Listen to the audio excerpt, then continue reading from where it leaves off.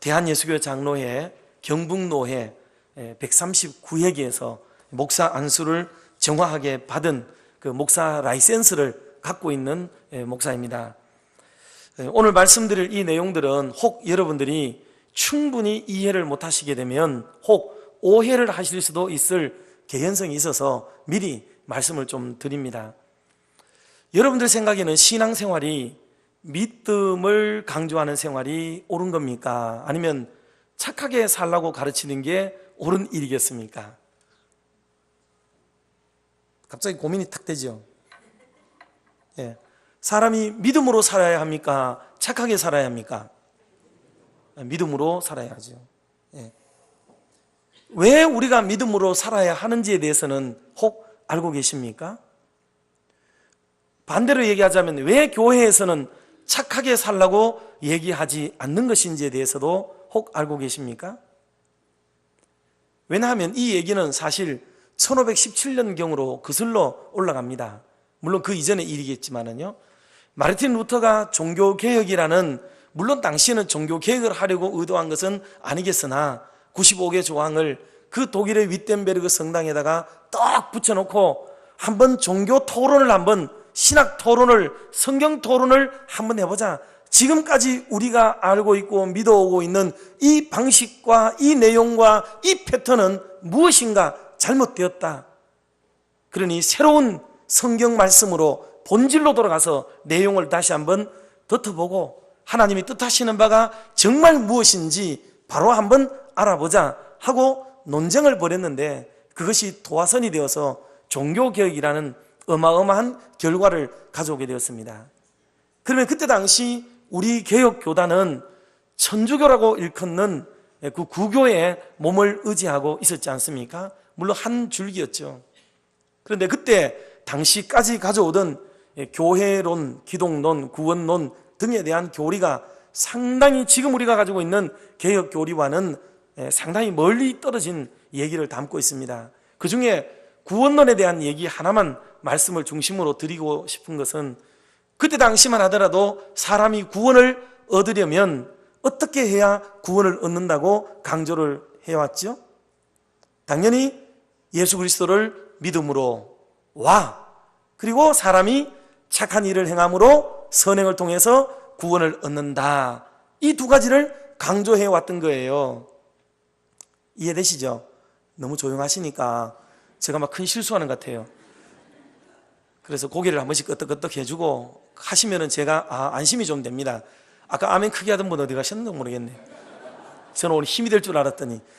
자, 그래서 개혁교단에서는 아무리 성경을 읽어봐도 착한 일을 한다고, 선행을 쌓는다고 구원을 얻는 것은 아니라는 것을 깨달았기 때문에, 다만 구원은 하나님의 은혜로 얻게 되는 줄로 믿으시기를 바랍니다. 이것을 깨달은 사람들이 어떻게 선하게 행동한다고 이렇게 구원을 얻고 착한 일을 한다고 구원을 얻는단 말인가? 이거는 잘못되었으니 우리는 다시 성경으로 돌아가겠다 하고 성경으로 돌아간 게 개혁교단의 처음 시작 아닙니까? 그러니 구교에서는 난리가 났습니다. 저거 이단이다. 개혁교단은 어떻게 사람이 믿음으로만 구원 얻는다고 강조하는가? 그리고 개혁교단에서는 절대로 사람은 죽었다가 깨도 선한 일을 한다고 구원을 얻는 건 아니다. 서로 쌍방이 강조를 거듭 하기 시작했습니다.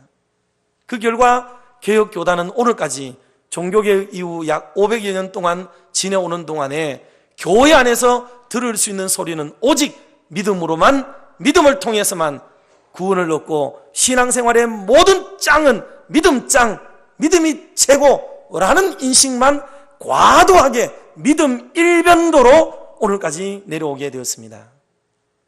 그리고 성경에 기록되어진 선행, 착한 일이라는 단어가 나오면은 개혁교단에서는 정서적으로 해석이 불가능하게 됐습니다. 해석하지도 않습니다. 해석해서도 안 됩니다. 잘못하면 잡혀가니까요.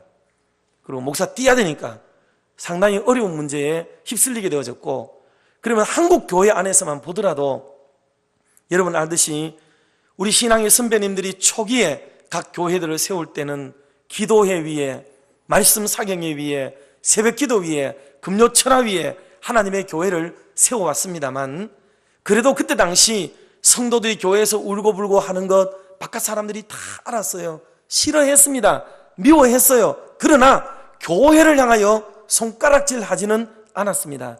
교회는 길잡이가 되었고 리더가 되었고 시대의 별들이 되었고 많은 사람에게 칭찬을 받는, 존경을 받는 그런 교회였더랬습니다. 그런데 오늘날은 교회가 여전히 기도하고 여전히 집회하고 여전히 우리의 믿음을 대를 이어가고 있으나 뭔가 모르게 세상은 우리를 향하여 욕을 바가지로 엎어놓고 있고, 우리는 설 자리가 없도록 만들어 놓고, 그 디테일한 용어는 다시 이 강단에서 쓰지 않아도 여러분이 다 알고 계시니까 그쯤 하고 넘어가죠. 왜 이렇게 바뀌어졌는가 하는 문제예요. 그것은 우리가 믿음 일변도의 신앙이 얼마나 위험한가를 오히려 저는 여러분에게 도전하고 싶고, 그래서 오늘 여러분 이 말씀을 오해하면 저 목사님 큰일 났다, 저거 또 물을 수도 없는 말을 지금 하고 있다, 이렇게 생각하실 수도 있기 때문에 여러분이 지금 조심해 큰일 납니다. 졸았던 분들은 저를 고소할 가능성이 있기 때문에 집중해서 이 말씀을 오늘 계속 좀 잘 들었으면 좋겠어요. 하나님이 오늘 우리 대한민국을 정말 잘 살게 하신 줄로 믿습니다. 얼마나 잘 삽니까? 저희들은 저 칠곡에 살거든요. 칠곡중앙교회 칠곡 있습니다. 강 건너 있어요. 여러분들은 시내 사시니까 때깔도 좋고, 가운도 되게 화려하고 이뻐요. 레이스까지 다 해가지고 얼마나 이쁜지 정말 보기 좋습니다. 우리는 시내를 한번 나오려고 그러면은요, 날 잡아서 나오지 아무 때나 그냥 시내 가자 이래 안 합니다. 시내 갈 일 있나? 그래, 시내 날 맞춰가지고 하루 잡아가 나오지 아무 때나 수시로 왔다 갔다 하지 않습니다. 근데 여러분들은 지금 사는 수준이 좀 이런 높은 것 같아요, 우리보다. 어쨌든지 대한민국은 지도를, 세계 지도를 펴놓고 보면 대한민국이라는 나라는요, 항상 중앙에 있습니다. 왜냐하면 그건 우리나라에서 만든 지도이기 때문에 우리나라가 항상 가운데 있는 거예요. 원래 세계 지도는 우리나라가 저 끄트머리에 극동에, 우리나라 전도로 말하면 토끼 꼬랑댕이라고 일컫는 호미곶만큼 곧 달랑 붙어있는, 과장을 조금만 하면 눈에 보일동말동하고 조막띠만한 나라 하나가 대한민국이라는 나라입니다. 그런데 이 나라가 세계 경제에 10위권을 오르내리는 그런 나라가 됐습니다. 아시다시피 5, 60년 전만 하더라도 양식 한 톨 없고 먹고 살 것, 먹고 죽을 것도 없다 그러잖아요. 그 정도로 세계 그때 당시 190여 국 중에서는 가장 최악의 하위권인 최빈국이라고 일컬었는데, 지금은 전 세계에 이렇게 잘 사는 나라가 되었다 그 말이죠. 하나님이 놀라운 은혜와 복을 주신 줄로 믿습니다. 여러분, 이런 얘기들은 우리가 너무 많이 아니까 좀 뛰어넘고요. 그래서 하나님이 이런 놀라운 경제적 부흥을 우리나라에 허락해 주셨고, 그리고 조금 전에도 말씀드렸지만은 여러분들의 신앙 수위가 얼마나 높은지를 여러분 다 모르세요. 옛날 우리 선배 목사님들은 정말 기도하고 영성으로 목회를 하신 선배님들이세요. 그러나 지금 우리 총신신대원에서 교육을 받는 목사님들은 그 그레이드가 상당합니다. 세계에서 유수한 대학에서 석학들이 교수님들로 오셔서 신대원의 학생들을 양육하기 때문에 여러분들 교회 부목사님들 정도, 뭐 담임 목사님 말할 것도 없고요. 그 레벨은 어마어마한 수위에 도달한다고 볼 수 있고요. 여러분 교회 장로님들은 아마 중국, 캄보디아, 베트남, 말레이, 미얀마 이런 세계 속에 가서 총신대학교, 신학대학교 총장님을 해도 괜찮을 만큼 그 수준이 높습니다. 여러분들 정도도 다 교수 레벨에 속할 정도로 아는 게 많아요. 한국 교회 성도들은요, 아주 지적인 수준이 뛰어납니다. 지금 더 집어넣을 곳이 없을 만큼 성도들의 수준이 너무너무 뛰어나서 점점 강단이 쫓기게 되는데, 더 미학적이고 수사학적이고 그리고 보다 더 깊은, 그래서 원어를 가지고 공부를 해가지고 풀이해내지 않으면은 그 성도들의 수준을 맞춰갈 수가 없는, 그 정도로 여러분들의 지적이고 영적인 수준들이 어마어마하게 그레이드업 되어 있습니다. 그 뭐가 문제냐? 착한 일을 하며 살지는 않아요. 믿음은 짱입니다. 교회 안 오면은 다 예쁜 옷 입고 화려한 옷 입고 다 바르고 찍고 꾸미고 와서 여기에 거룩한 하나님의 성민이요 하나님의 선민으로 여기 앉아 계시다고요. 우리의 삶의 현장은 이혼 위기에 몰리고 가정 파탄 직전에 가고 술고래 남편이 만나고 사업은 무너지고 찢기고 쫓기고 상한 흔적이 우리의 삶의 현장 속에 많이 있지만은 교회에 와서는 우리는 더 없는 믿음쟁이고 믿음을 앞세우는 사람들로 그렇게 보여지고 나타나고 있습니다. 우리의 삶의 실천이 지금 어느 한쪽이 부족해졌다 이 말이에요. 그러면 성경이 정말 우리에게 착하게 사는 것을 하지 말라고 말한 적이 있는가? 교회가 착하게 살라고 말을 해서는 안 되는가 하는 부분들을 오늘 이 오후 시간에 성경을 좀 찾아보면서 말씀을 좀 더 나누려고 합니다. 지금까지 제가 설명드린 것은 오늘 본문 8절에 나오는 말씀을 쭉 설명을 드린 건데요. 8절을 우리 다 같이 그 내용을 생각하면서 한번 합독을 같이 하겠습니다. 시작.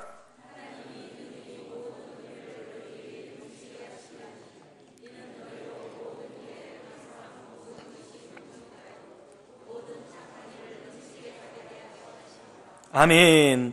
하나님이 능히 모든 은혜를, 하나님이 대한민국 교회에 주신 은혜는요 얼마나 놀라운 은혜를 주셨는지, 기적, 이적, 표적, 사람 고치는 거, 신유, 방언, 예언, 투시, 방서, 입에 담지도 못할 만큼 어마어마한 은혜를 주셨고, 오죽하면 대구에는 가짜로 죽었다가 살아난 냉동 권사까지 생길 정도로 그만큼 은혜의 발동이 걸려가지고 어마어마한 걸 사모하는 그런 교회가 됐다고요. 게다가 뒤에 나오는 대로 모든 일에 항상 모든 것이 넉넉하도록 만들어져서 교회가 이렇게 겨울철에 따뜻하게 예배를 드릴 수 있도록까지 만들어주는 완벽한 시스템을 갖추고 있는 것이 한국 교회 현상입니다. 그런데 하나님이 왜 우리에게 이런 은혜를 경험하게 하셨고 왜 우리를 이렇게 잘 살게 하셨는가에 대한 물음은 우리가 묻지 않을 수가 없는 겁니다. 그게 8절 후반부에 기록되어 있지 않습니까? 뭐를 하게 하라고 한다고요? 착한 일을 넘치게 하게 하려 하심이라. 하나님의 목적적 의지가 선명하게 기록되어 있지만 착하다는 말 나오면은 해석 불가, 해석 안 합니다. 그래서 우리는 성경의 반쪽만 믿는 개혁 교단이 되어가고 있습니다. 이 우려를 저는 개인적으로 크게 가지고 있어서 오늘 제목도 착한 일을 좀 많이 하고 넘치게 하는 그런 성도라는 제목으로 말씀을 나누고 있습니다. 자, 그러면 여러분 물어봅시다. 우리가 하나님으로부터 지음을 받은 목적은 무엇 때문에 우리가 지음을 받았다고 배워왔나요? 하나님의 영광. 교육을 다 잘 받으신 거예요. 우리가 배운 소요리 문답, 일문일답에 가면 사람의 제일 되는 목적이 무엇이뇨 물었습니다. 사람의 제일 되는 목적은 하나님을 영화롭게 하는 것과 영원토록 그를 즐거워하는 것이다 라고 답을 해요. 잘 배운 거예요. 근데 성경이 그 구절만 있는 게 아니에요. 에베소서 2장 10절을 어느 분이 오늘 성경 말하면 여러분 좀 찾는 신용을 하고 한번 찾아서 읽어주시면 고맙겠어요. 예. 그리고 장절을 먼저 외우시면 성경은 나중에 외우셔도 저절로 찾아져요. 근데 에베소서 그럴 때 에베소서만 외우면은 2장 10절은 절대로 생각이 안 납니다. 내일 가도 생각이 안 나요. 그런데 2장 10절만 외우면은 에베소서가 탁 열려져요. 신기합니다. 장절을 먼저 암송하시면 지혜롭습니다. 자, 에베소서 2장 10절 봉독해 주세요.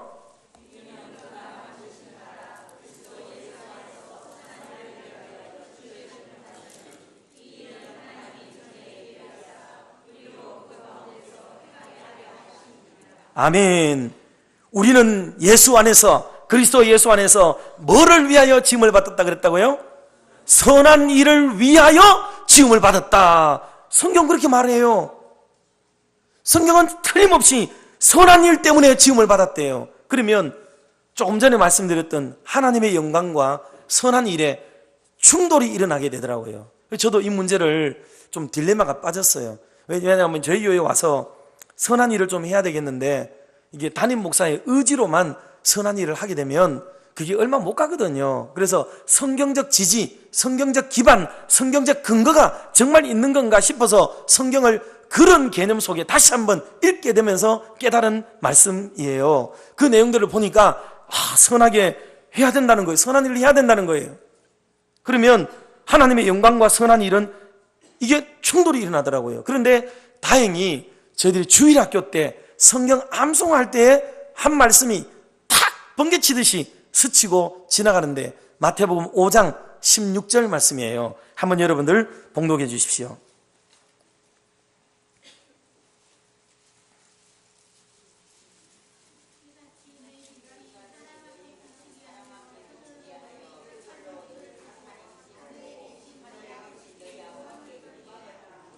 아멘.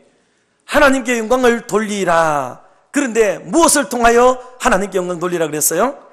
착한 행실을 보고 하나님께 영광을 돌리라고 말씀을 했거든요. 그러니 여러분, 우리가 이 강대상에서 그냥 하나님 영광 받으세요, 우이 그런다고 하나님이 영광을 받으시는 게 아니라 저와 여러분의 삶의 현장 속에서 착한 일을 많이 하게 되면 교회에 와서도 착한 마인드로 하나님을 섬기고 삶의 현장에도 착하게 살게 되면 하나님이 크게 영광을 거두시게 될 줄 믿으시기 바랍니다. 그러므로 착한 일은 하나님의 영광과 직결되어 있고 인생의 목표와 직결되어 있다는 사실을 여러분 결코 잊어서는 안 됩니다. 교회가 착한 일을 하라고 가르치지 않으면 어디에서 착하게 살라고 가르치면 될까요? 절에서요? 유치원에서요? 도대체 어디에서 사람이 착하게 살아야 될 것을 배울 수가 있겠습니까? 온 세상이 얼마나 악하게 살고 있는지를 우리 모두가 알고 있습니다. 이 모든 책임이 믿음으로만 살면 된다고 말하는 우리에게 책임 없다 할 수 있겠습니까? 우리는 오늘 시대에 일어나는 한국 교회 현상들을 잘 알고 있습니다. 굳이 목사님들에 대한 얘기만을 하는 것은 아니지만 대형교회 목사님들, 큰 교회 목사님들, 세계적으로 영향력을 미치는 분들, 어마어마한 믿음이 있고 능력이 있고 권세가 있고 지대한 영적 권세와 영향력을 미치신 그런 분들이세요. 믿음 일변도가 어떠한지를 우리에게 똑똑히 보여준 사례라고 저는 생각을 합니다. 믿음이면 다 용서되고 믿음이면 다 끝나버리고 믿음이면 괜찮다라고 여겨버리는 그 믿음 일변도의 무서운 현장을 이제 우리가 30년, 40년 뒤에 한 세대가 지난 그 결과를, 그 쓴맛을 오늘 우리 한국 교회가 톡톡히 보고 있는 것입니다. 이것은 우리가 잘못 가르친 탓이라고 저는 여기고요. 저도 자랑할 것은 아니지만 우리 모두가 함께 이 말씀을 받고 각성하고 정말 착하게 살려고 하는 거룩한 움직임이 교회 안에서 다시 한번 일어나는 은혜가 있기를 주의 이름으로 축복합니다. 그러면 성경을 우리에게 주신 목적은 뭘까요? 하나님의 말씀, 우리가 믿는 성경책은, 성경의 말씀은 왜 우리에게 주셨을까요? 영생. 그렇죠. 제자 훈련을 잘 받으셨어요. 예, 요한복음 5장 39절에 나와요. 영생 생명을 주기 위해서 우리에게 주셨다 그랬습니다. 그러면 디모데후서에도 뭐라고 기록하는지 볼까요? 디모데후서 3장 16절에서 17절 그 유명한 하나님의 말씀 우리 같이 한번 보겠습니다. 디모데후서 3장 16절에서 17절. 자, 같이 마차가 읽읍시다. 시작.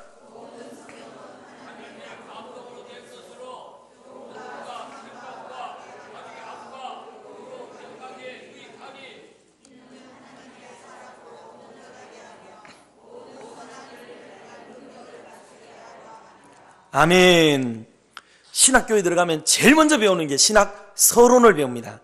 그 다음에 신론, 인재론, 또 교회론, 기독론, 교회론, 또 종말론까지 쭉 7가지 단계를 다 배워요. 배우는데 신학 서론에 가장 먼저 배우는 게 계시론이 나와요.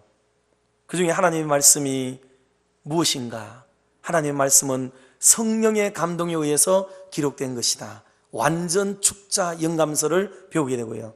그리고 성경이 하는 기능에 대해서 오늘 본문에 기록된 대로 사람을 교훈하고 책망하고 바르게 하고 의로 교육하는 것이다 라고 배우고, 이렇게 교육하는 이유는 하나님의 사람을 만들기 위한 것이다 까지는 배웁니다. 여기까지만 배워요. 그러면 이 17절 말씀에 근거해서 하나님의 사람, 온전한 하나님의 사람이 되어서는 뭐를 할 능력을 갖추게 해야 된다고요? 선을 행할 능력을 갖추게 하는 게 원래 기독교 교육의 목적이어야 한다 이 말이에요. 그런데 교회는 믿음의 사람을 키워요. 저는 믿음이라는 것을 오늘 제가 이렇게 말씀을 드리는 것은 믿음이 틀렸다, 믿음이 나쁘다, 믿음을 강조하지 않는 목사다, 그런 개념이 아니고 믿음 일변도의 잘못된 것과 선한 행실을 놓쳐버린 한국 교회의 피해가 얼마나 막중한가에 대해서 다만 말씀을 드리는 것이기 때문에, 여러분들이 오늘 주제를 이쪽에 강조하기 때문에 한쪽이 상대적으로 좀 무시를 당하고, 좀 표현상 우리나라 말의 한계가 그렇잖아요. 제가 또 말주변도 없고, 그러니 그렇게 표현되는 것이, 이 설교를 듣고 믿음 없어야 되겠다, 믿음 안 해야 되겠다, 그런 얘기 아닙니다. 아시겠죠? 예, 믿음 좋습니다. 믿음이 꼭 중요하고 믿음 가져가야 되는 게 맞아요. 다만 그동안 믿음 때문에 치어있고 가려져 있고 잃어버렸던 다른 한쪽, 다른 반쪽을 좀 찾아보자 하는 의미라는 것으로 이해를 하시면 되겠습니다. 그러니 보세요. 하나님의 사람을 양육해서 온전한 사람 만들어서 우리는 맨날 믿음의 사람만 만들려고 하잖아요. 믿음이 얼마나 속기 쉬운 건지 아십니까? 우리는 믿음이 없어도 믿음이 있는 척 할 수 있는데 아주 교활하고 능수능란한 우리들입니다. 집회가 일어나도 2, 3일만 딱 객이면 집회는 끝나는 것이고요. 새벽기도 나와라, 그건 잠만 깨면 되는 거예요. 여러분, 믿음만큼 속이기 쉬운 게 있는 줄 아세요? 여러분이 말하는 믿음 좋다라고 말하는 거 주로 어떤 것입니까? 물어볼까요? 자, 오늘처럼 예쁘게 성가대 옷 입고 한 30년 성가대를 했어요. 믿음이 좋아요, 나빠요? 아, 모르시네. 믿음 좋아요, 나빠요? 좋죠. 헌금을 이렇게 돈이 있다고 나 하는 거 아니거든요. 헌금을 막 1000만 원씩 100만 원씩 막 푹푹 하는 사람이 있어요. 믿음이 좋을까요, 없을까요? 그렇죠. 새벽기도를 막 안 빠지고 열심히 잘 나와요. 믿음 있어요, 없어요? 있는 사람이죠. 목사님 말씀에 순종하고 교회 헌신 충성 잘해요. 믿음 있을까요, 없을까요? 있죠. 그럼 물어볼게요. 그 믿음이 여러분을 구원하는 바로 그 믿음입니까? 한국 교회는 믿음이라는 단어도 말은 믿음이라고 써요. 단어는 믿음을 씁니다. 그런데 우리가 사용하는 믿음은 우리 선행을 얘기하는 거예요. 우리 선행이 아니라 우리 행위를 얘기하는 거예요. 사실 한국 교회는 믿음, 구원론에 있어서 믿음을 얘기하지만 실제로 그들이 말하는 믿음, 우리가 인지하고 있는 믿음은 솔직히 얘기해서 행위 구원론을 오히려 얘기하고 하나님의 은혜로 값없이 주고 예수 그리스도의 보혈과 그 이름의 권세와 십자가의 은총으로 주는 이 믿음이 사실은 우리에게 없습니다. 지금 심각한 수준이에요. 이걸 우리가 가소롭게 여길 문제가 아닙니다. 그러면 여러분, 우리 마음속에 강력한 증거들이 나타나야 되는데, 여러분, 우리는 착한 일을 하는 게 좋을까요? 착한 일 당하는 게 좋을까요? 하는 게 좋아요? 그렇다고 하면 여러분들 진짜 짱이에요. 그럼 내가 다시 물어볼게요. 자, 누가 여기 그랬어요? 아이고, 괜찮아요. 걱정할 건 없어요. 집사님은, 연세는 권사님 안 돼 보이니까, 집사님은 아들이 있어요? 아들이 장학금 1000만 원 받아오면 좋아요? 장학금 1000만 원 내는 게 좋아요? 받아오면 좋죠. 그죠? 예. 장학금 1000만 원 내고 싶어 하는 분들이 의욕적인 측면에서는 희망사항이에요. 그러나 당장에 내 아들이 학교 다니면서 등록금 안 낼 수 있도록 하면 좋은 거고, 혜택 받으면 좋은 거고, 그 사람들에게 갖다 주고 나누어 주고 베풀어 주고 구워 주고 하는 것을 아이들에게 가르치는 집이 있어요? 야야, 공부 안 하고 뭐하노? 열심히 해가지고 임마, 뒷집에 순이도 말자도 다 장학금 타오던데 니 뭐하노? 대가리 누구 닮아가 그러노? 우리는 아이들을 쫓아대는데 아이로 하여금 착하게 살라는 말은 상투적인 말로 하고 표면적인 말로 하고 실제적으로는 아이에게 이기심과 욕심과 탐욕과 세속적인 가치관을 아이들에게 요구를 하고 있습니다. 실질적인 것과 표면적인 얘기하고는요 완전히 이질적으로 달라져 있습니다. 그것은 마치 우리가 교회에 와서 믿음으로 근사하게 얘기하고 포장하고 치장해 놓았으나 그 속은 우리 장로님 기도하셨듯이 회칠한 무덤처럼 우리의 속은 그리스도가 존재하지 않는, 그래서 믿음을 가장하고 있으나 실제로는 믿음이 없는, 그러나 오늘 제가 말씀드리는 선한 일, 착한 일은요, 말씀을 드리자면 이거예요. 여러분 한번 믿으면 아멘 하시기 바랍니다. 우리가 구원을 얻는 것은 오직 예수 그리스도를 믿음으로만 구원을 얻는 줄로 믿으시기를 바랍니다. 그런데 그렇게 구원 얻은 사람에게는 반드시 그 믿음이 옳은 믿음이라면 선한 행적이 나타나야 되는 줄로도 믿으시기를 바랍니다. 그 믿음이 진짠가 가짠가 검사는 해봐야 되잖아요. 그 믿음이 진짜 믿음이라면 행함이 뒤따라오는 믿음이어야 살아있는 믿음이지, 행함이 없는 믿음은 그 자체가 죽은 것이라고 저는 믿고 있습니다. 그렇기 때문에 행함이 없는 믿음 일변도의 가르침이 얼마나 한국 교회를 비부패의 온상에 올라가도록 만들어 놓았는가를 고발하고 싶은 말씀인 것입니다.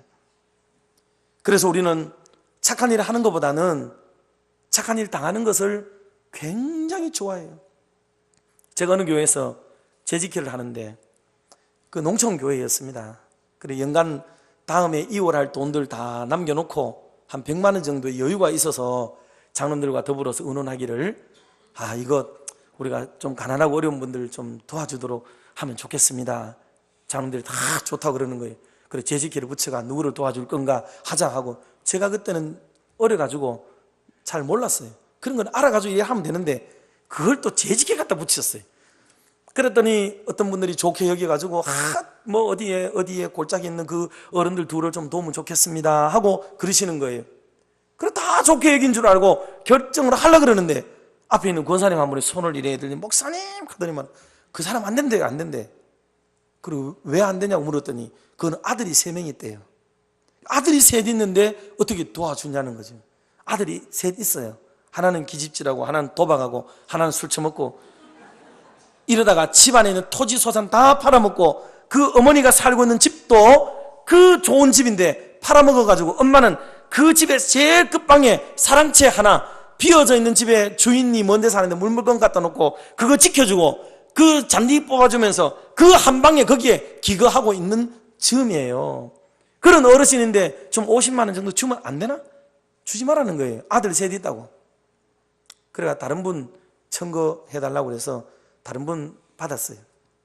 이번에도 또 그 할머니 권사님이 손을 들지 안 된대. 그래 왜 이번에는 또 안 돼요? 내가 하니까 정부에서 그 할머니한테는 보조가 나오는데 23만 원 매달 23만 원 공짜로 주는데 왜 그거 갖다 주냐고. 그래서 그날은 누구도 도와주지 않기로 결의하고 끝났어요. 재직회가. 여러분 남 도와주는 게 쉬운 것 같죠? 이게 어려운 거예요. 그래서 제 방에 와서 저 할머니가 왜 저럴까 싶은 게 가만히 생각해 보니까 지난 주간에 그 뭐 시내까지 갔다 오려면 버스도 타야 되고 어쩌면 또 택시도 타고 뭐 등등 돈도 썼고 몸도 좀 아프고 뭐 기분도 깔아앉아 있고 여러 가지가 그런 것 같아요. 그래서 재정 집사님인데 전화해가지고 그 10만 원만 좀 주소. 내가 그 어디 신방갈 데가 있다 이래가지고 받아가지고 음료수 하나 들고 그 권사님 집을 갔어요. 갔더니 문 열자마자 손에 있는 봉지부터 딱 보고는 좋아가지고 아이고 목사님 하면서 막 반가이 맞아드리고 앉자마자 하는 얘기가 큰다고 재직회 때 그래 안 하기로 하면 어떡해요 목사님 뭐 이라도 밀어붙여가 하시지요. 요질하려고 얘기라. 정말 참 마음이 진짜 그렇더라고요. 근데 그래도 나이가 어려도 목사의 마음에는 이게 목자의 마음이 좀 있는 것 같았어요. 그래서 그래 권사님 제가 생각해 보니까 또 병원비도 많이 쓰고 또 고생도 많이 하고 그랬는데 얼마 되지 않지만 이거 좀 넣어놓고 하시라 하고 손 붙들고 기도하고 그래 왔더니만 얼마나 좋아하는지 막 그 뭐 신발 신고 그 문가 빡까지 나와서 마중을 내주고는 그러고는 이제 들어가시고 하더라고요. 그래 마음이 또 풀어지고 그래 해소되는 적이 있었어요. 여러분, 우리는 의외로 착한 일을 하는 것보다는 착한 일 당하는 걸 굉장히 좋아합니다. 그 앞으로 여러분들이 이 선한 일에 대한 동력화를 시키고 하나님의 사람으로 제대로 양육을 받게 되면 선한 일을 하고 싶은 뜨거운 마음이 그 속에서 불타오를 수 있을 때에 아, 내가 하나님의 사람이 되어가는구나 라고 여러분 스스로들을 검산해 보시고 검증을 그렇게 해 보시기를 주의 이름으로 부탁을 드립니다.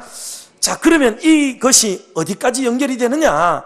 마태복음을 한번 읽어보시겠습니까? 마태복음 25장 32절에서 36절까지 말씀.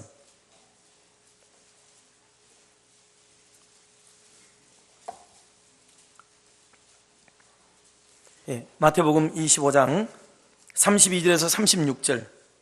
자, 같이 합독합니다. 시작.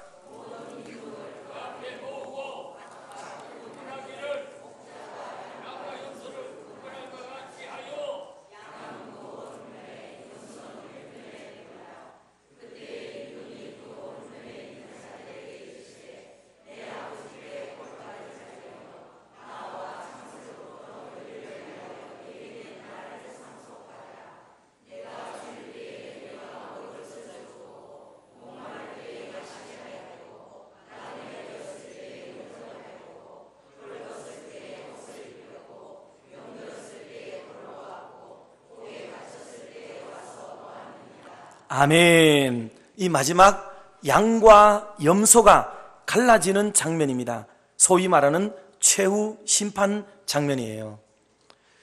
이 장면에서 한편은 양으로 있다가 천국에 들어가지만 한쪽 염소 그룹은 나중에 다 지옥을 간다는 얘기예요.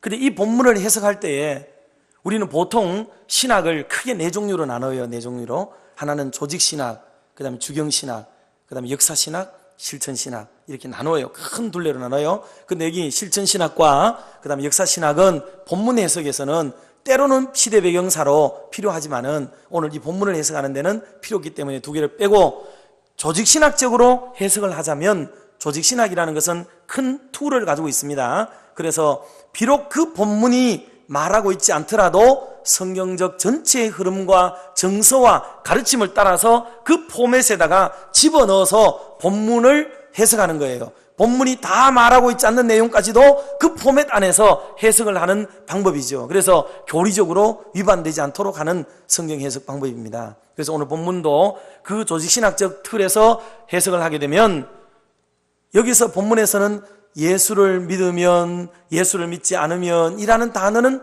나오지 않아요. 그럼에도 불구하고 예수를 믿지 않았기 때문에 양이 되었다가 천국에 들어가는 것이고 믿었기 때문에 그렇게 하는 것이고, 염소는 예수님을 믿지 않았기 때문에 염소 그룹에 있다가 지옥 간다 이렇게 얘기하는 게 조직신학적 성경 해석이에요. 우리는 일반적으로 이렇게만 합니다. 그런데 주경신학적으로 성경을 보면 성경 본문이 텍스트가 뭐라고 말하는 것만 보면 되는 거예요.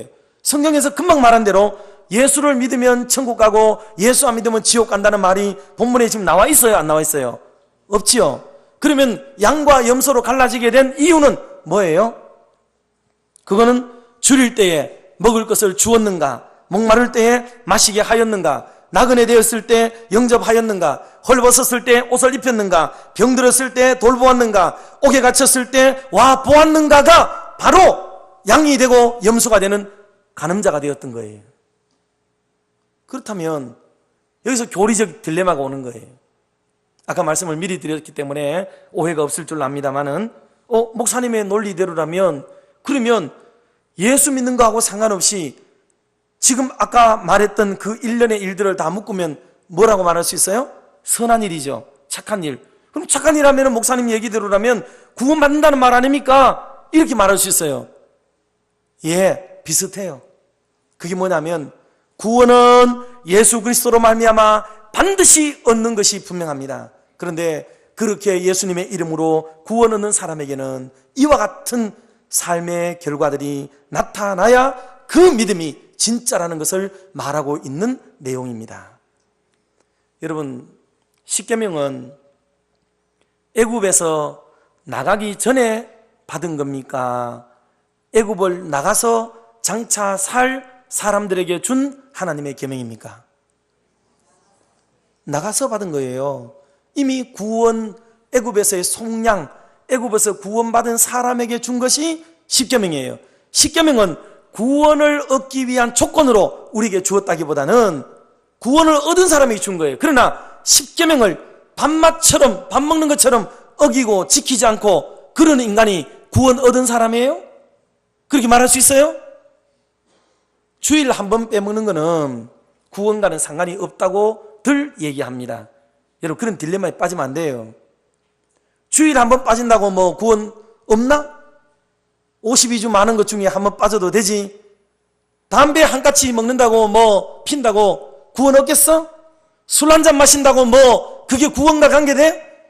이게 바로 기독교의 교리의 함정을 가지고 나오는 그 이단과 색깔이 비슷한 인간들이 하는 말이에요. 절대로 속지 마세요. 그래요.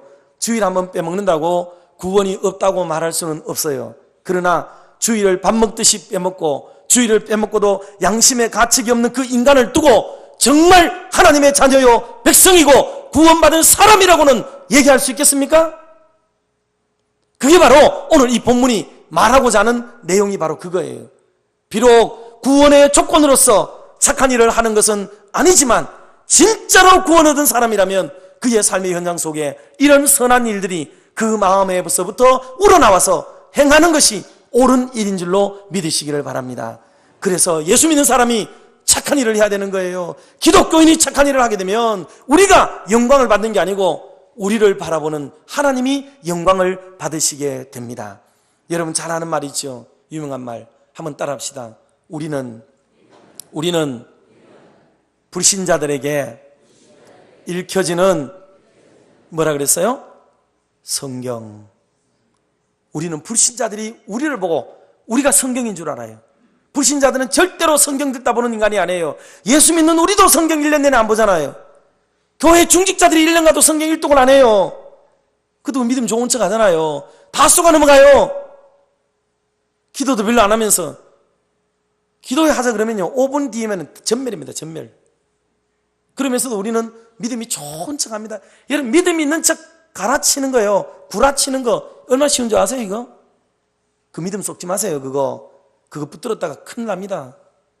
제대로 된 믿음은 삶의 현장에 증거가 나타나야 돼요. 증거가. 확증하라 그랬잖아요. 확증. 이게 없으면 여러분 속고 사는 겁니다. 여러분 스스로에게도 속지 마세요. 그래서 속는 겁니다. 자, 그래서 구원 얻은 사람에게 이 같은 일들이 나타난다 하는 거예요.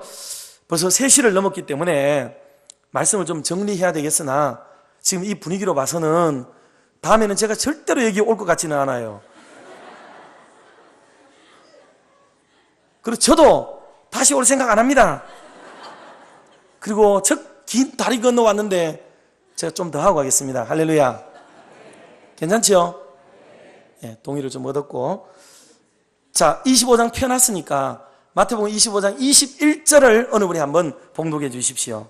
이게 또 어디에 관계되는지를 한번 보겠습니다.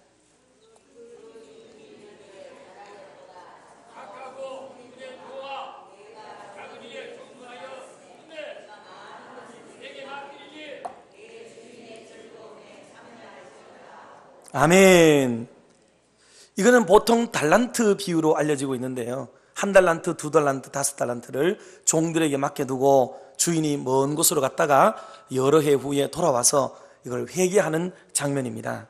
그때 이 장면에 나오는 주제는 주로 무엇이라고 우리는 사용을 하고 있죠? 이 주제가 뭐예요? 이 본문의 주제가 충성이죠. 네, 충성. 누구나도 충성입니다. 저도 역시 충성으로 설교를 어마어마하게 많이 해왔고요. 또 이 내용에는 충성을 강조하고 있기 때문에 그렇게 합니다.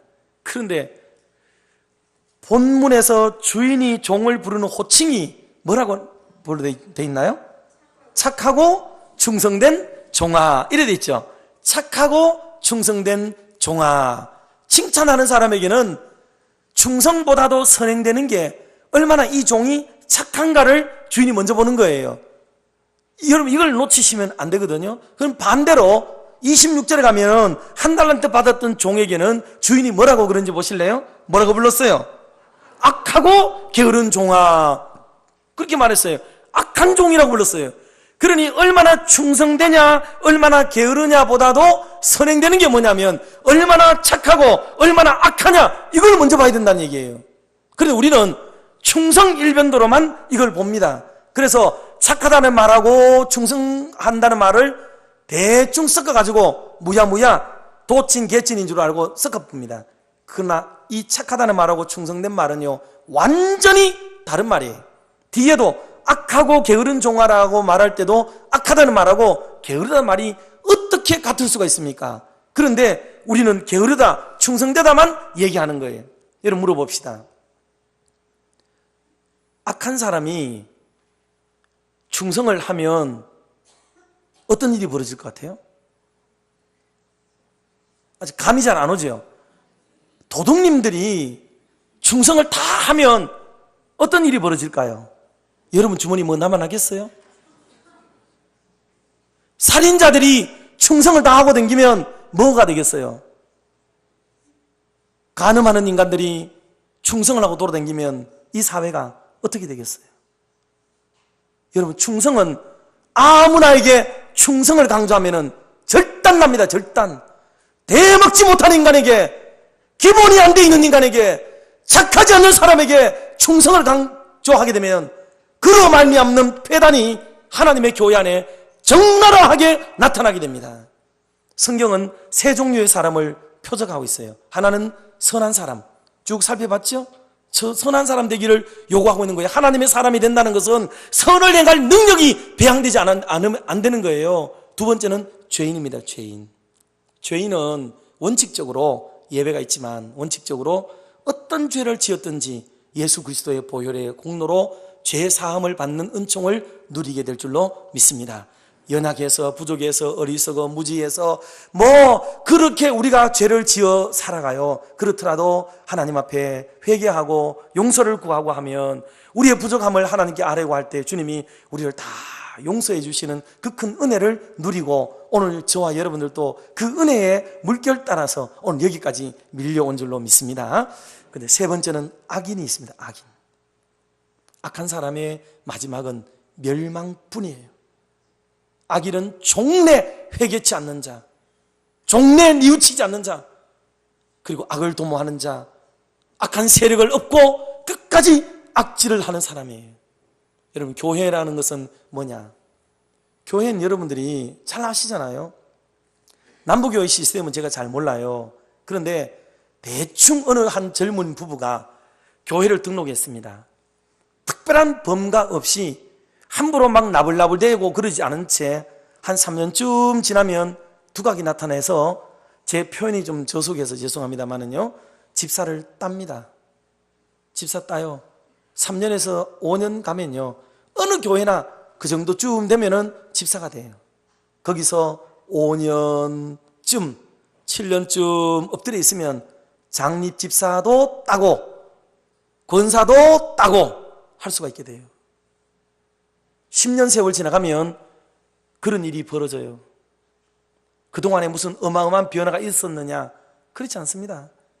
그리고 다시 5년쯤 지나면 장로도 땁니다. 그리 어려운 일이 아니에요. 담임 목사 목회에 큰 태클 걸지 않고 11조 그냥 꼬박꼬박하고 얼굴 보여야 될 때 자주 보이고 그다음 뭐라고 말하면 예 하고 귀찮아도 부지런히 움직이고 그렇게 하면 다 장로가 돼요. 그러면 그때 가서 악한 기질이 자기 손에 칼자루가 쥐어졌을 때, 자기가 의사결정권자가 되었을 때, 자기에게 기득권이 주어졌을 때 그 악한 기질이 기승을 부리고 잠재되었던 기질이, 그 악한 기질이 소리치고 올라와서 교회를 해방하고 담임 목사의 목회를 망가뜨리게 되고 주의 법을 어그러뜨리게 만드는 일들이 한국 교회 안에 얼마나 많이 일어나는지 여러분 진짜 모르십니까?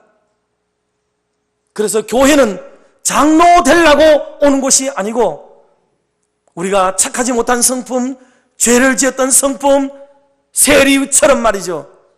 바리새인은 들어와서 하나님, 내가 당당히 앞에까지 왔잖아요. 앞자리 맞는 거를 문제 삼는 건 아니고요. 바리새인은 와서 그랬습니다. 나는 1회에 2번씩 금식하고 박하와 해양과 근처의 11조를 바치고 하나님이 원하는 대로 살고 있습니다. 나는 저 세리와 같지 않습니다. 고함을 지르며 자기의 의무를 다한 것을 강조함으로 신앙을 이해하려고 했습니다. 세리는 가슴을 치면서 주여, 나는 죄인이로소이다. 나는 죄인이로소이다. 가슴을 치면서 하나님의 은혜만을 간구하는 그 아름다운 마음을 세리가 가졌고, 주님이 그를 받아주었고 그를 칭찬하셨습니다. 그러므로 여러분, 교회에 오시면 장로 따르려고 오는 게 아니고 우리의 마음이 신앙의 마음으로 열리지 않고 착한 성품으로 바뀌어지지 않는 것은 여러분이 알아요. 남들은 몰라도 자기 자신은 알잖아요. 그 양심을 속이면서까지 신앙생활하면 안 되는 거예요. 그래서 그 양심의 소리를 듣고 하나님의 거룩한 말씀 앞에 자기를 내어놓고 주여 주여 나를 새롭게 하시고 나를 주의 은총으로 적셔주시라고, 보혈로 담궈달라고, 내 밭을 이 딱딱하고 굳어진 마음을 기경해달라고 하나님의 은혜를 사모하는 마음으로 바뀌어지는 것이 선결 과제가 되어야 될 줄로 믿습니다. 그렇게 바뀌어진 표적이 나타나는 사람에게 목사를 돕고 교회 일을 돌보라고, 장로의 직분을 맡아달라고, 권사님의 직분을 맡아달라고 그렇게 맡겼던 것이 교회의 직분이건만, 세속적인 방법으로 그렇게 교회의 직분자들이 배치가 되면서부터 한국 교회는 빠져나올 수 없는 위기 속에서 아직도 허덕이고 있는 겁니다. 저희 교회는 자랑할 건 없지만 다 알아요. 착한 사람 아니면 직분 안 뽑는다. 저희 교회는 초등학교도 제대로 못 나온 장로님 한 분 계세요. 생긴 것도 더럽게 못생겼어요. 데리고 와서 보여주고 싶어요.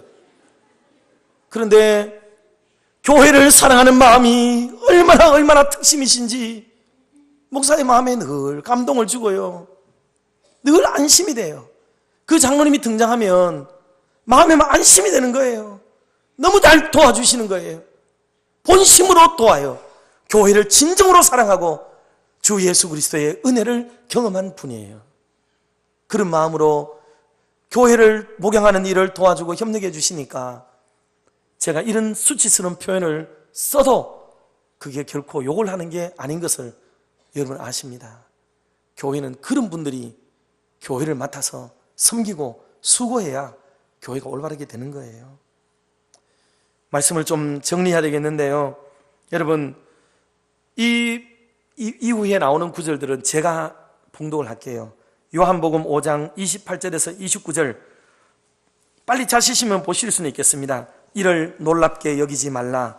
무덤 속에 있는 자가 다 그의 음성을 들을 때가 오나니 선한 일을 행한 자는 생명의 부활로, 악한 일을 행한 자는 심판의 부활로 나오리라. 아멘.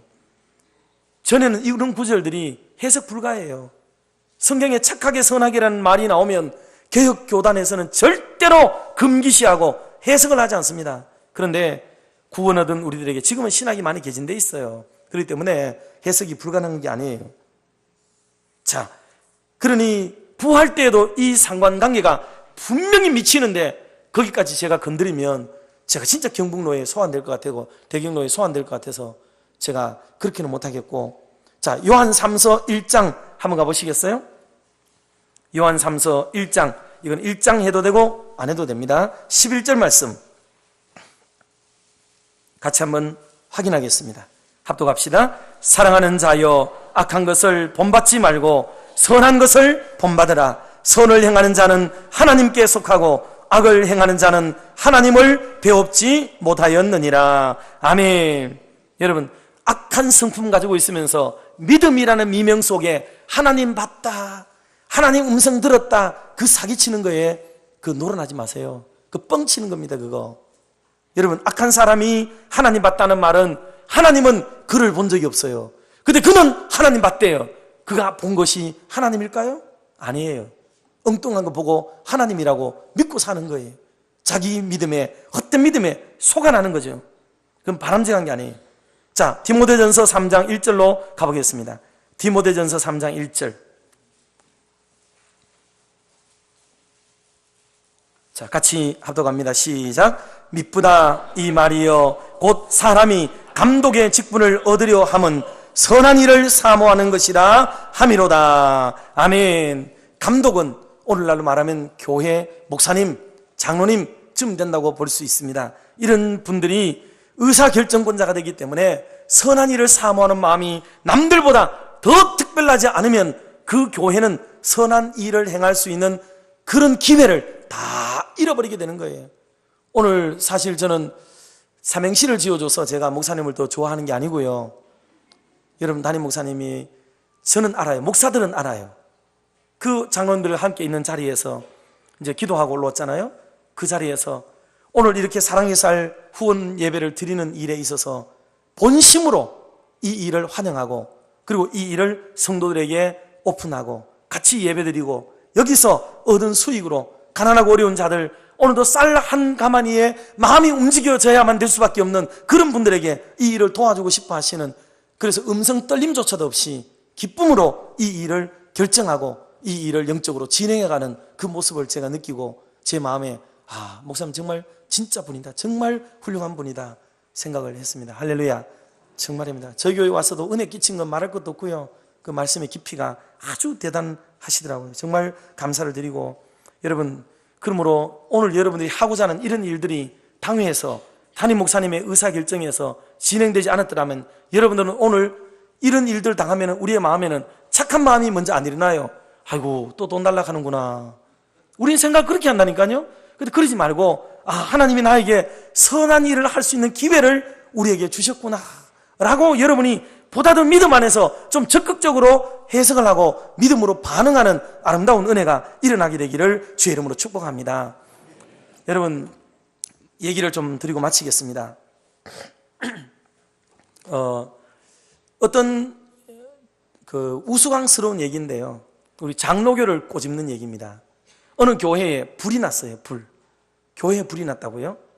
그런데 감리교회 교인들이 이 불을 끄기 위해서 대응하는 방법은, 감리교는 영국에서 시작된 영국 부흥운동에서부터 비롯됐거든요. 그래가지고 이분들은 앉아가지고 기도한대요. 주여, 이 불을 꺼 주시옵소서.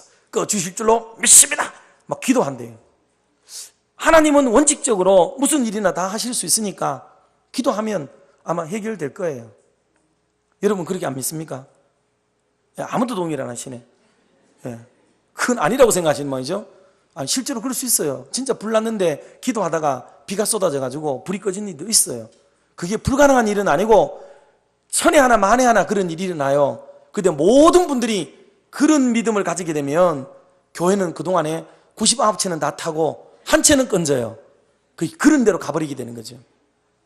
침례교 교인들은 물 들어갑니다. 이분들은 물과 익숙하고 친근하니까 물 들어가서 갖다가 끼얹어서 불을 끄는 거죠. 남의 교단 뭐 웃을 일은 아니고요. 장로교회는 어떻게 하는지 아세요? 장로교회는 뒤에 장로님은 아세요. 화재 진압 대책위원회를 구성합니다. 화재 진압 대책위원회를 구성을 해가지고 위원은 어떻게 할 건가 해야 돼요. 담임 목사님 들어가고 장로님 몇 분 들어가고 권사님 몇 분 들어가고 집사님 몇 분 들어가고 위원장 누가 할 건 가지고 싸우고 부위원장 누가 할 건 가지고 밀당을 해야 됩니다. 그 사이에 누군가가 자격 없는 사람 들어오면 심사해가지고 내보내야 되고, 교회 불은 타고 있는데 이 일은 계속해야 되는 거예요. 그래, 이 회의가 덜 끝났는데 누가 먼저 바게스를 가지고 가서 물 떠가지고 물 끼얹으면은 절차 위반으로 소환해가지고 뒤따 걸어야 됩니다. 그거 왜 당의 허락도 없이 그런 일을 했느냐고 얘기를 해야 되는 거예요. 한국교회의 폐단이 무엇인지를 고발하는 내용입니다. 웃기는 얘기죠. 사람이 죽어가면 예수님도 소가 말이 짐승이 주일날일지라도 안식일일지라도 구덩이에 빠지면 건져내라 하지 않았습니까? 그러나 율법주의자들은 그것을 그렇게 했다고, 밀추수를 했다고, 보리 이삭 잘라 먹은 가지고 추수했다고 덮어 씌우면서 예수님에게 항의를 합니다. 얼마나 주님이 답답하시면 사람의 속으로 들어가는 것이 더럽게 만드는 것이 아니고 사람의 속에서부터 나오는 것이 더럽다고 그랬잖아요. 그 여러분, 우리가 겉을 깨끗이 하지 말고 우리의 속을, 우리 안을 깨끗이 하는 바른 믿음을 가질 수 있기를 주의 이름으로 축복합니다. 자, 디모데전서 1장 19절, 믿음과 착한 양심을 가지라. 어떤 이들은 이 양심을 버렸고 믿음에 관하여는 파선하였느니라 라고 말하면서 믿음과 착한 양심과 믿음, 이 두 가지는 오른발과 왼발 같은 것인데 하나로만 뛰어다니기 때문에 한국교회가 깽깽이가 되고 이게 걸음이 안 되는 겁니다. 착한 믿음, 착한 양심과 믿음과 착한 양심, 이 두 가지를 동시에 가지고 건강하게 안정감 있게 한국교회가 걸어가게 되면 하나님의 영광을 반드시 드러내는 좋은 교회가 될 줄로 믿습니다. 누가복음 8장 15절에 좋은 땅에 있다는 것은 착하고 좋은 마음으로 말씀을 듣고 지키어 인내로 결실한다 그랬습니다. 좋은 밭이 되려면 착하고 그랬습니다. 착한 마음밭이 하나님의 말씀을 받기에 적합하지. 의심 많고 불안해하고 항의하기 좋아하고 대들기 좋아하고 다투기 좋아하는 혈기 있는 사람의 마음속에 하나님의 말씀이 씨앗을 내릴 수가 없는 거예요. 그러나 좋은 마음은 착한 마음으로 이것이 과연 그러한가 하고 그것을 받아들여 묵상하고 되새김질하고 하나님의 은혜를 경험하는 역사가 있게 될 줄로 믿습니다. 여러분, 죄가 뭔지 아세요? 죄는 야고보서 4장 17절에 보니 사람이 선을 행할 줄 알고도 행하지 아니하면 그게 바로 죄라고 성경은 말했습니다. 성경은 다 이렇게 얘기했어요. 히브리서에 가면 오직 선을 행함과 서로 나눠주기를 잊지 말라. 이 같은 제사를 하나님이 기뻐하신다고 말씀하면서 예배라고 하는 것, 제사라고 하는 것은 예배 중에 드리는 것만 제사가 아니라 예배 이후에도 선을 베풀고 나누어 주는 것이 또 하나의 제사라고 말을 했으니 여러분들은 오늘 오후 예배만 드리지 말고 사랑의 쌀 나누기에 함께 참여하는 아름다운 제사도 같이 드리게 되기를 주의 이름으로 축복합니다. 서로 돌아보아 사랑과 선행을 격려하라 말했습니다. 이제 진짜 마지막이에요. 여러분, 하나님은 어떤 분이신지 혹시 아세요? 하나님은 어떤 분이에요? 이쯤 따라왔으면 여기서 지금 사랑 얘기하면 안 돼요. 하나님은 착한 하나님이라고 말을 해야 돼요. 하나님은 선한 분이시죠. 시편 읽어보세요. 오직 여호와는 선하시고 정직하시니 그러므로 그로 그의 죄인들을 교훈하시리로다. 여호와께 감사하라. 그는 선하시고 그 인자하심이 영원하미로다. 할렐루야. 시편을 읽어보세요. 선한 하나님에 대해서 쫙 깔아놨습니다. 전부 선하다 그 얘기를 하고 있어요. 그러면 성령님은 어떤 분이냐? 성령님은 빌립보서 1장 6절에 보니 너희 안에서 착한 일을 시작하신 이가 그리스도 예수의 날까지 이루실 줄을 확신하노라 말씀했습니다. 우리 속에 성령이 오신다는 말의 의미는 뭐를 말하느냐 하면 성령이 와서 우리가 은사와 은혜 받는다는 얘기가 아니에요. 그게 아니고 성령이 와서 우리에게 선교하게 하고 복음을 전하게 하고 하나님의 영광을 드러내는 일, 착한 일을 많이 하게 하신다고 성령의 기능을 그렇게 얘기했어요. 그런데 한국교회는 이걸 받아들이지 못하고 은사주의 쪽으로만 흘러가 버리고 순복음 패턴에 휘말려버린 한국교회가 사실은 되고 말았습니다. 자, 그리고 예수님은 어떤 분일까요? 이쯤 되면 예수님을 선하다고 얘기는 해야 되겠는데 생각이 안 나죠? 근데 한마디만 하면 여러분 다 알아요. 예수님은 어떤 목자시죠? 다 할 줄 알았어요. 근데 우리는 생각을 안 해요. 왜? 이런 쪽으로 말씀을 안 들었기 때문에. 예수님은 선한 목자예요. 착한 분입니다. 그러니 하나님이 선하고 성령이 선한 일을 하게 하시고 예수님이 우리에게 선한 모범을 보여주셨는데도 불구하고 그분들을 따라가는 우리가 착하게 살지 말아야 될 이유가 어디에 있단 말입니까? 그러니 우리가 잘못 아는 거예요. 여러분, 성경을 읽어보십시오. 신약성경 바울 서신을 읽어보면 한 장 한 장 넘어가면서 착하게 선하게 살라는 말이 없는 장이 별로 없어요. 계속 나옵니다. 계속. 근데 우리의 눈에는 믿음이라는 단어밖에는 언더라인이 쳐지지 않아요. 여러분, 어떤 청직이 되라 그랬어요? 어떤 청직이요? 이쯤 되면 붙이기만 하면 돼요. 어떤 일꾼 되라고요? 어떤 싸움 싸우라 그랬어요? 어떤 열매 맺으라 그랬습니까? 이거는 성경에 나오는 얘기예요. 다. 어떤 말을 하라 그랬어요? 어떤 양심을 가지라고요? 어떤 사업에 힘쓰라 그랬습니까? 어떤 행실을 가지라 그랬나요? 어떤 일을 사모하라 그랬어요? 다 선한 일이에요. 전부 우리의 싸움은 선한 싸움이요 선한 일꾼이 되라고 성경은 전방위적으로 얘기하고 있는데도 불구하고 우리는 교회에서 착하다는 말만 들으면 알러지 반응을 보이고 믿음으로 해야지 왜 선하게냐고 사탄 노름에 사실은 놀아나는지도 몰라요. 참된 복음의 반쪽을 잃어버린 그런 교회가 되는지도 모릅니다. 어쩌면 그 반을 잡고 있는 믿음이라고 하는 것조차도 허울좋을 뿐이지 검증되지 않고 검선되지 않는 사이비적 믿음을 붙들고 자기 행위론적인 믿음을 붙들고 있는지도 모르는 것입니다. 그러므로 우리가 착하게 살아야 돼요.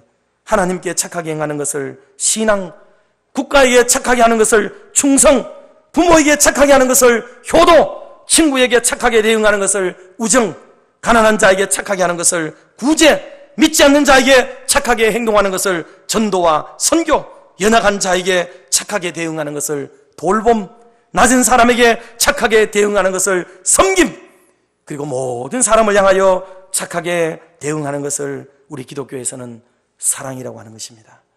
이런 사랑과 은총을 받은 사람답게 착한 일을 많이 하고 살아가는 아름다운 믿음의 교우들 되시기를 주의 이름으로 축원합니다. 하나님 아버지, 장시간